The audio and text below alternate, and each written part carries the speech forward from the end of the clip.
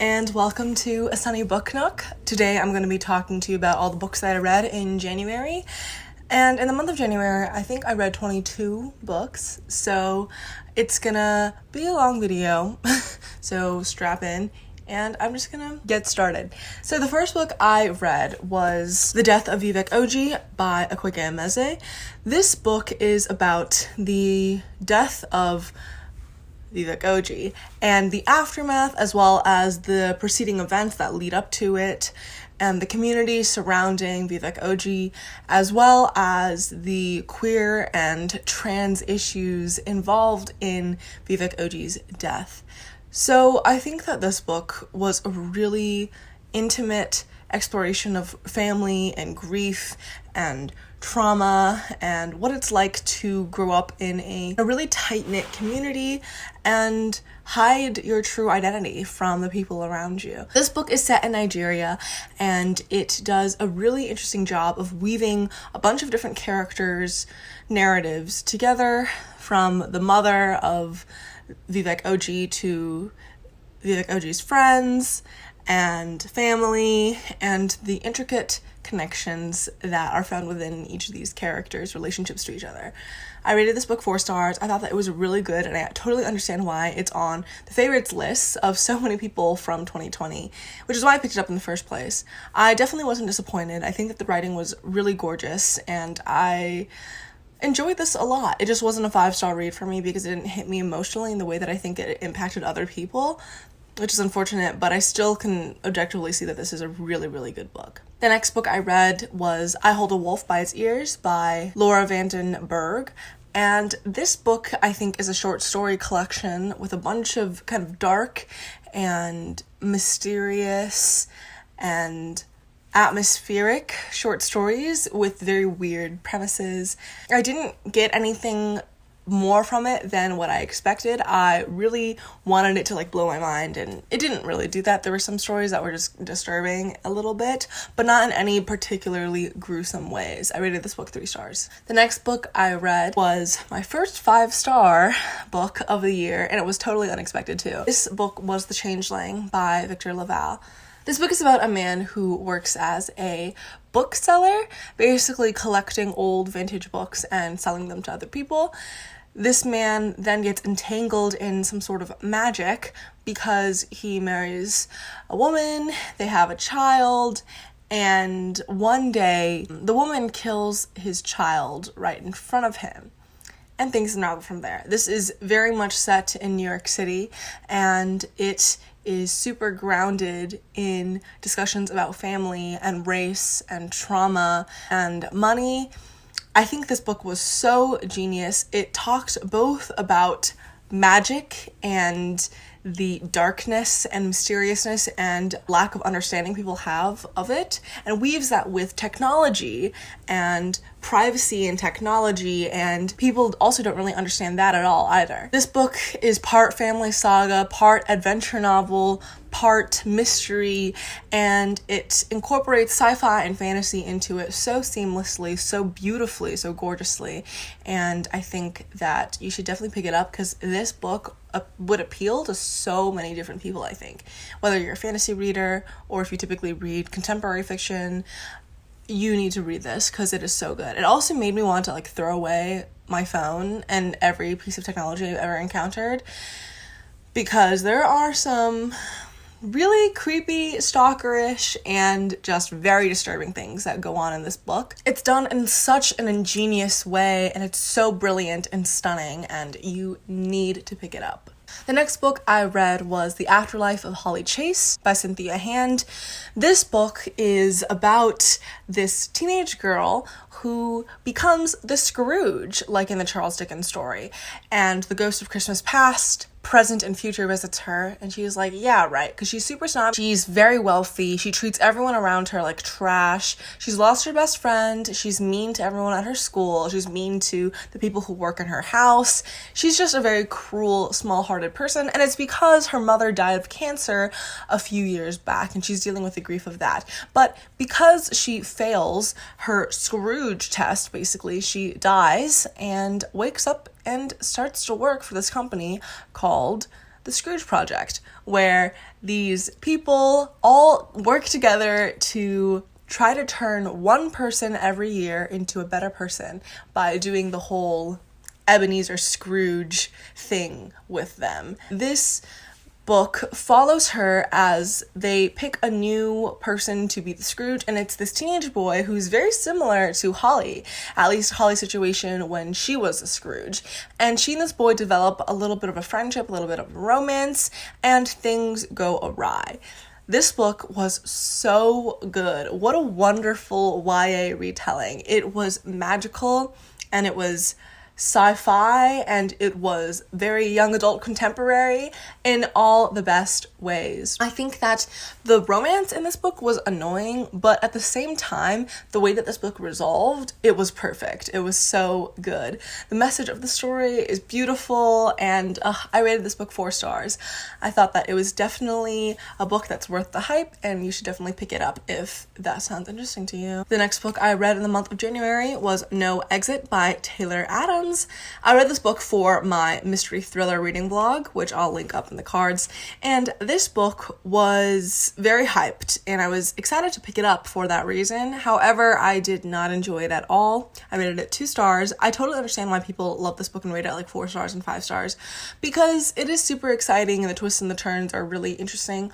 But I thought that the way that the plot played out, the way that these characters behaved and thought, was very frustrating for me as a reader. It was definitely a book that I sat down and like read the entirety of, but there's some elements of these characters like racist, misogynistic bullshit, as well as the unfolding of luck and stereotypical plot points within thrillers that I just wasn't a big fan of. So yeah, this is a 2-star read for me, but I get why people like it. It made me be like, what the fuck at the end? And I was very angry at it. So that was really where my low star rating came from. The next book I read was The Trials of Morrigan Crow by Jessica Townsend. This book I read for the readathon that Olivia's Catastrophe is hosting, I believe. And I thought this book was a really fun magical middle grade. It's set in a world where this kingdom is basically run off of this magical element called wonder, and there are children in this world who they are born as these magical entities, so they're set to die when they turn 11. And we follow this girl who is set to die when she turns 11, but instead she gets whisked off into this magical land where she has to compete to try to gain entrance into this secret society, or not this very powerful, prestigious society of magic wielders. And she doesn't know what her magic wielding technique is. She is confused. She's trying to make it through these trials, and I thought this was a really sweet and fun middle grade, but it also had some high stakes and some plot twists and turns that were really interesting and fun to go along. But I rated this book 3 stars because I didn't like the way that it made me feel sometimes. I thought that a lot of the conflicts within the plot felt it felt so annoying to me, and I didn't like the mentor because the mentor was withholding so much information, being so flaky on our main character. And I feel like this is a really common theme in middle grade magic fantasy books, is that the mentor, or the person who's supposed to be responsible for our magical child, is just MIA for a lot of it, or like is just lying to this kid. And that just pisses me off. I really enjoyed picking this up though, like I'm glad I did. The next book I read was The Prophets by Robert Jones Jr., and this book was fantastic. We are following these 2 enslaved men on a Mississippi plantation and their love for each other, and the impact that has on the rest of the people on this plantation, from the plantation owner to the preacher within the enslaved people and the mother figures and everything like that, the son of the plantation owner, the wife of the plantation owner, and it is done so intricately and so beautifully. This is also interweaved with a kind of retelling of the Bible, a combination of biblical storytelling and mythology and African storytelling, mythology, and ontology. Each chapter of this book is based off of the chapters of the Bible, or the Old Testament. And it was really fascinating to see the voices of the ancestors as well as the biblical storytelling all play out within the lives and magic of these people. This really reminds me of Toni Morrison's work, the way that trauma and family and love is explored so deeply and interweaved with magical realism in this beautiful, gorgeous, and very dark way. I think this book is a masterpiece, definitely like a work of genius, and I rated it 4 stars. The next book I read in the month of January was All Systems Red by Martha Wells. This is a novella following a murder bot who hacks itself and no longer is just a murder machine and can think for itself, and is working with this crew of other scientists and people to survive, basically. This book was really interesting, but I didn't really feel that compelled by the characters and the unraveling of it all. I thought that it was also just like really heterosexual, which makes no sense considering it's the future, like so deep in the future that everyone travels on spaceships and everyone lives in space on different planets and whatever. And it's like, I feel like within that span of time, things about relationships, gender, sexuality would have changed, especially if there's robots that interact with humans and there's the politics of that it's explained within the scope of these corporate entities creating robotic creatures to do things. I don't know. It was just very like, okay. I rated this book 3 stars because I did think that the sci-fi imagination of it was really interesting and the writing was really solid. But yeah, it wasn't anything necessarily special for me. The next book I read in the month of January was The Turn of the Key by Ruth Ware. This book is a thriller mystery following a nanny who goes and works at this Victorian smart house, and the kids are kind of acting weird. There's rumors of ghosts and hauntings and deaths and a poison garden, and the parents leave for a little bit. It's wild. Yeah, I rated this book 3 stars. I thought that it was okay. I also read this for my mystery thriller vlog, and I think that the plot elements in here are also kind of done a lot, but the reveals towards the end were very mind-blowing and really fun, and I should have seen them coming. Definitely watch the vlog if you haven't already, because I talk more in depth about my reactions throughout and at the end of this book. The next book I also read for the vlog, and that is The Murders of Molly Southbourne by Tay Thompson. This book was so good, amazing. This combines thriller, sci-fi, fantasy all together, where it's a novella too. We're basically following this girl named Molly Southbourne who every time she bleeds, a clone of herself appears, and she has to kill that clone of herself before the clone kills her. And we're following her as she grows up in a really isolated setting with her parents who both train her on how to best deal with her situation. And then as she grows up and figures out what to do with herself. This was fascinating. I thought that it was so well paced, so well written. Our main character was fascinating. I loved following her because she is badass and ruthless in a way that can only be true for people who are raised in such isolation and removal from the outside world. And also just so good at killing people, because you have to be, and so intelligent, and wow, I just thought she's super cool. And even though she's like a murderer, obviously. Yeah, I read this book 4 stars. The next book I read was Big Girl, Small Town by Michelle Gallen. I read through the Libro FM Influencer ALC program. Oh, I also read The Prophets with that program too. But anyways, this book is about this Irish girl. We're set in a town in Northern Ireland, I believe, and this girl is plus size. She works at a chip shop, and her dad has disappeared, run off a while back. Her mom is an alcoholic. Her day-to-day life is basically just going to the chip shop and going home, and like that's all she does. And we're following her in this like darkly humorous and also just kind of sad book in the unraveling of just her life and her day-to-day kind of situation. It's set in the 90s during the Troubles, and I think that this book is compared to like Dairy Girls on Netflix, which I understand, but this book is definitely much more mature than Dairy Girls and much darker. And I don't think as funny. It explores trauma and family in a much more serious way. But I did get like those quirky girls in Northern Ireland like vibes from it, you know? I rated this book 3 stars. I thought that it was okay. It was nothing special, but I have been thinking about it a little bit in the sort of vibes and our main character and how she deals with living in this tiny, tiny town where everyone knows everyone knows everyone else's shit. It's just messy. I like this book, and you should definitely check it out because I don't think anyone's really talked about this.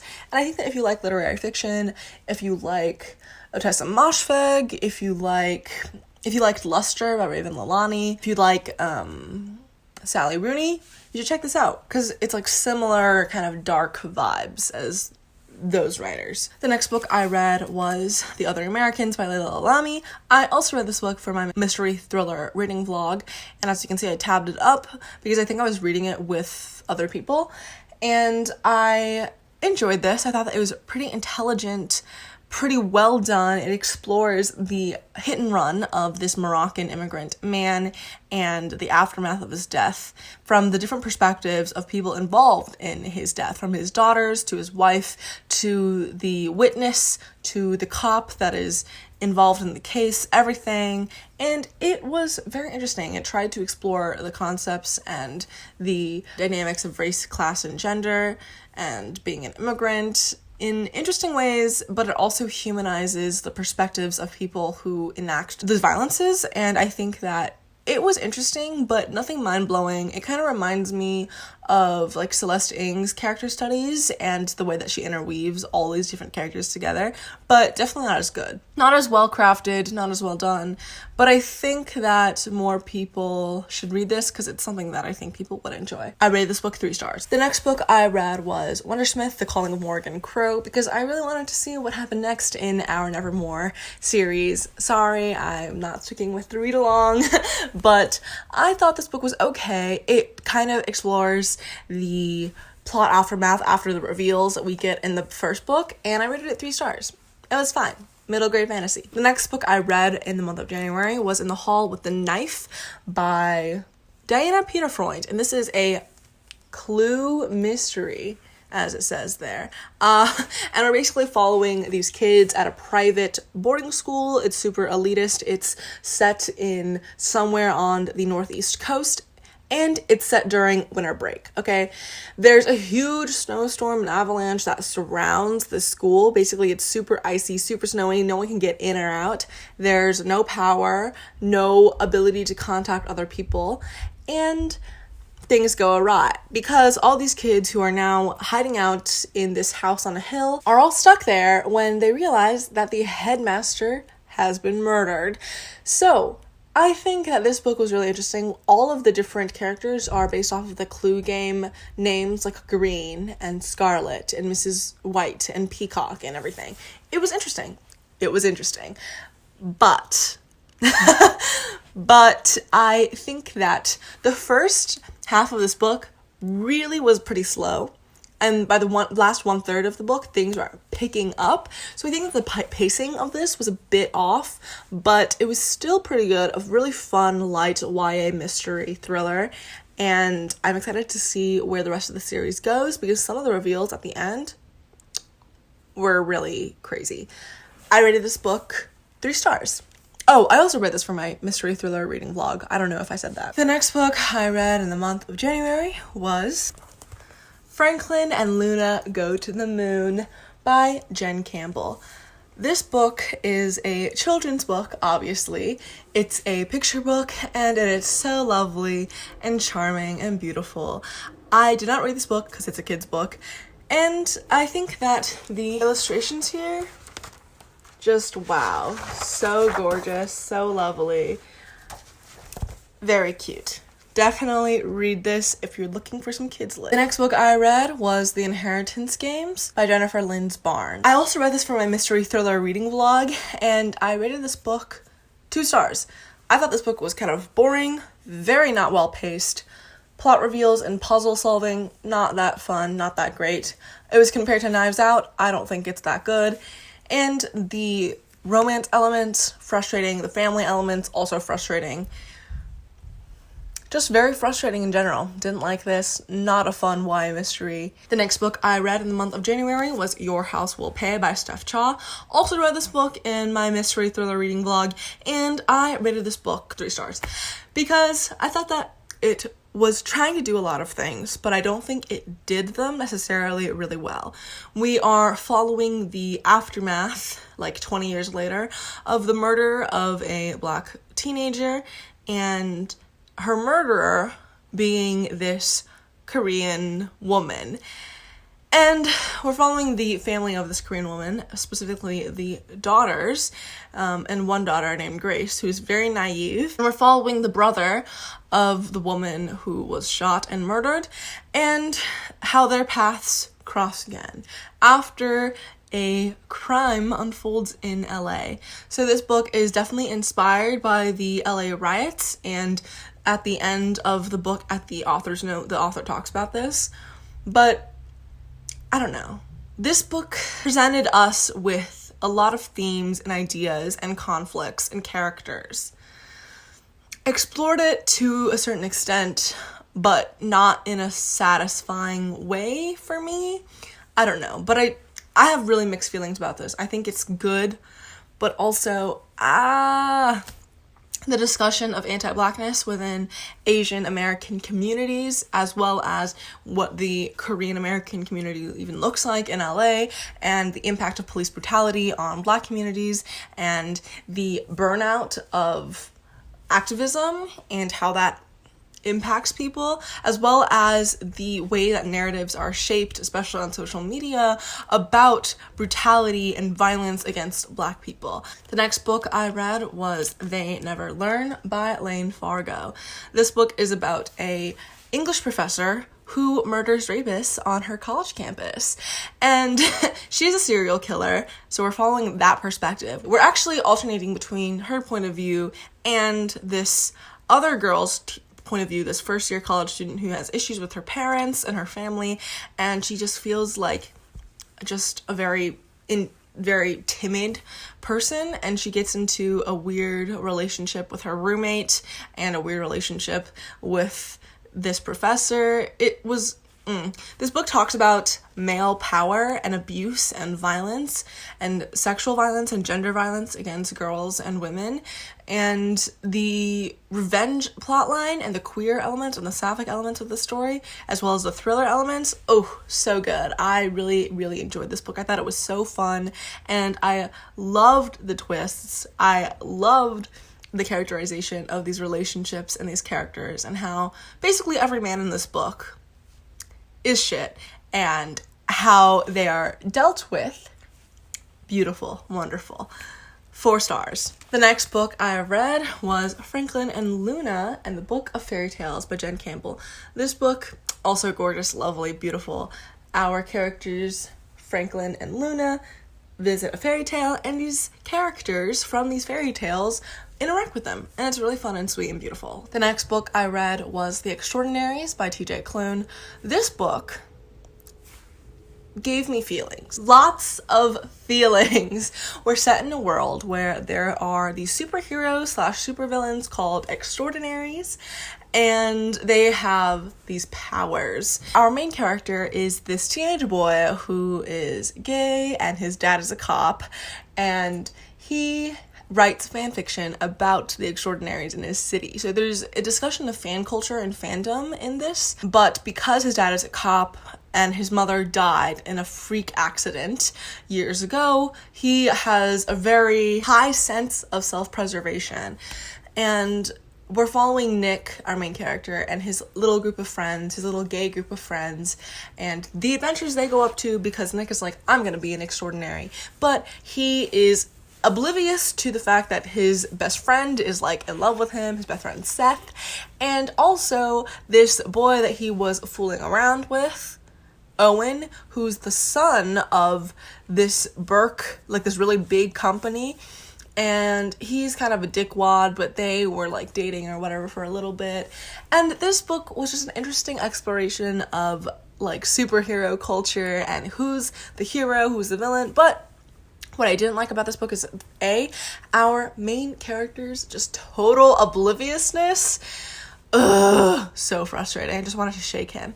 Second of all, the fact that his dad is a cop, like, it gives propaganda. Like, I don't know. I don't like it. I just don't like it when our main character is sympathetic to the police or whatever, or like, and it also reeks of just like white liberalism because of the inclusion of a little sprinkle of like, oh yeah, I'm sure my favorite superhero supports Black Lives Matter because of course he would or whatever. And it's like, your dad is a cop. Oh my god. But also, like, I guess the argument that people make that it's like, well, it's set in like a fantasy universe in a city where maybe cops are not racist or whatever, or the institution of policing isn't fundamentally racist. But it's like, what is the point? And also, like, a common superhero theme is that conflict between the cops of the city and the superheroes and supervillains of the city, because like the cops are supposed to be like, oh my gosh, like, I just want to keep the city safe, and the superheroes and the supervillains are just totally wrecking the place. But I don't know. I have really complicated feelings about this. So I rated it 3 stars. I loved House in the Brilliancy by T.J. Klune, so I wanted to check out his other books. Of course, everyone loved this book. It's in everyone's favorites videos. I didn't mention this in my favorites video, I don't think. I wanted to mention it in an honorary mentions favorites, but I didn't get around to filming the part 2 to that. So that's unfortunate. But anyways, the next book I read was The Black Tides of Heaven by Jia Yang. This book was fascinating. It's a fantasy, and we're following these twins, and it's set in kind of an Asian-inspired fantasy universe. The magic is really interesting. It's like fire nature, earth nature, water nature. One of the twins is a prophet, and there is their mother, who is this ruthless queen, and she is just this despot, and she's horrible. And we're following a rebellion of the mechanics, the mechanists or whatever, the machinists, because the machinists are like, hey, like, we shouldn't just use slack magic, which is what they call like the magic system.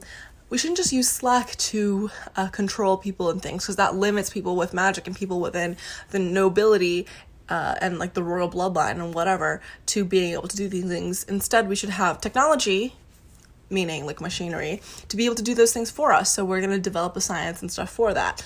And they're kind of doing a rebellion against the queen, the emperor or whatever, and one of the twins joins the rebellion, and the other one of the twins is part of the religious order that this empire upholds. And I think that this was an really interesting introduction. I think it's like a novella. I rated this book 3 stars. I thought that was good. I'm gonna read the other books in this series. And finally, the last book I read in the month of January, the only other 5-star read, was The Gender Accelerationist Manifesto by Vicky Storm.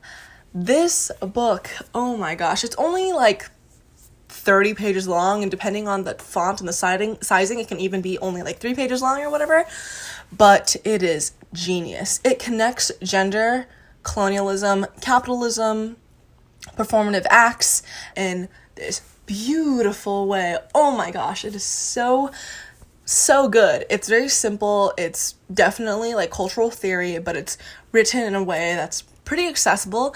And if you don't understand some of the terminology, one of the basic theories that this manifesto structures itself around is the Marxist superstructure and base theory, which I'll insert a picture of here. Basically, it's the idea that the means of production and workers and capitalists and whatever, which maintain the bottom of it, And there's a superstructure, which is kind of the result of it, and also what feeds into it. So it's like a cycle, you know. This manifesto discusses that a little bit and adds criticisms and additions to it within the concept of gender. It breaks down what gender and sex ultimately mean and what they mean in relation to capitalism. It's so good. It's so interesting, and I think everyone should read this book if you want to build a better world. And it's also an interesting criticism of liberalism and liberal feminism and how the limitations of it are conceived. It's so good. Please read this book. I will link it in the description. Those are all the books that I read in the month of January in 2021. Let me know if you've read any of these books or if any of these sound interesting to you. Like, comment, subscribe, all the stupid bullshit. All my social media and stuff is always linked down below. Find me on there if you want to. Thank you so much for watching. I'll see you in my next video. Bye!